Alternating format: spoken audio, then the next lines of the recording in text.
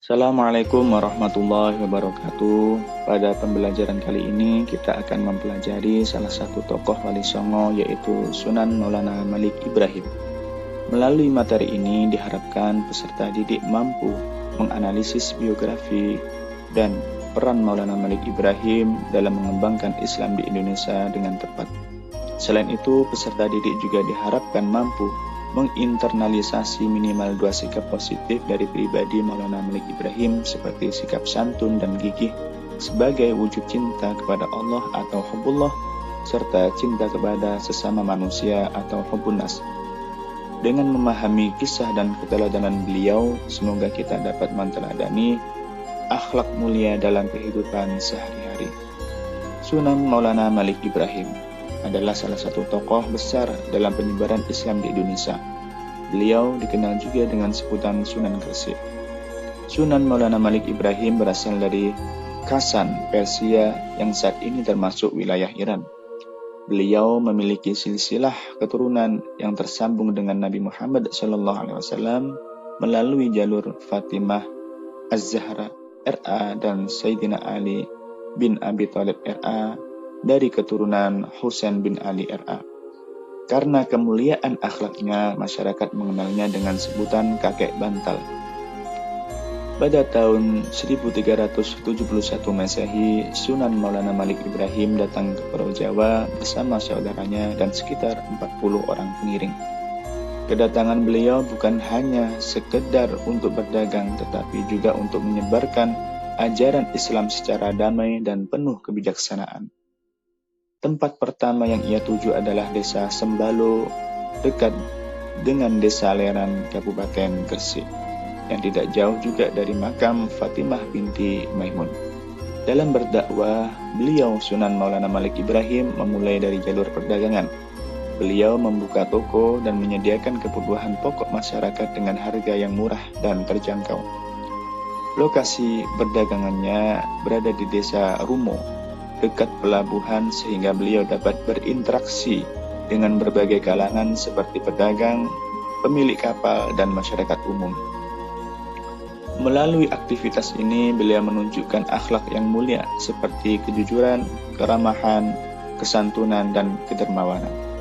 Sikap inilah yang membuat masyarakat tertarik untuk mengenal Islam. Beliau juga mempelajari bahasa daerah sehingga mampu berkomunikasi dengan baik dan memahami adat istiadat masyarakat setempat.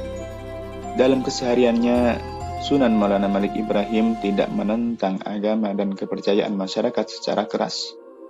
Beliau menyampaikan Islam dengan lembut, bertahap, dan penuh toleransi.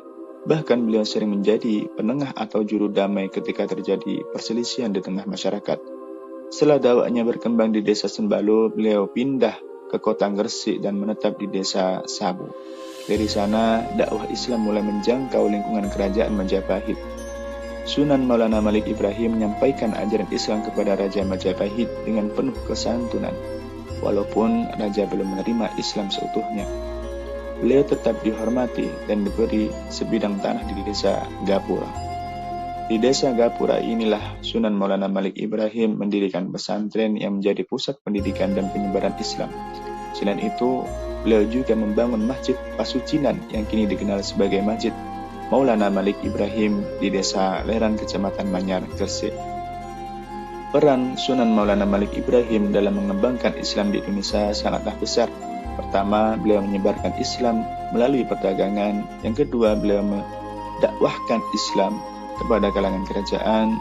Ketiga, beliau mendirikan masjid dan pesantren sebagai pusat ibadah dan pendidikan Islam.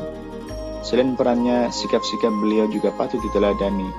Sunan Maulana Malik Ibrahim berdakwah secara tadrij atau bertahap, tidak memaksakan ajaran Islam. Beliau juga gigih dan tangguh menempuh perjalanan jauh dari Persia ke Jawa demi dakwahnya. Sikap santun dan dermawanannya tercermin dari kebiasaan membantu fakir miskin dan menggunakan hartanya untuk jalan Allah. Beliau juga toleran, menjalin hubungan baik dengan semua kalangan termasuk para penguasa. Sunan Maulana Malik Ibrahim wafat pada hari Senin 12 Rabiul Awal 822 Hijriah bertepatan dengan 8 April 1419 Masehi dan dimakamkan di desa Gapura. Kota Gresik, Jawa Timur. Dari sinilah kisah beliau kita belajar bahwa dakwah dan kebaikan harus dilakukan dengan kesabaran, keteladanan, dan cinta. Sebagai mana firman Allah dalam surat Yunus ayat 62, bahwa wali-wali Allah tidak merasa takut dan tidak bersedih hati. Keteladanan beliau membuktikan bahwa Islam dapat diterima melalui perbuatan nyata dan hubungan yang baik dengan masyarakat. Semoga kisah ini menginspirasi kita untuk meneladani sikap beliau dalam kehidupan sehari-hari. Mari kita berdoa bersama di dalam hati dengan khusyuk dan khidmat. Berdoa bersama mulai.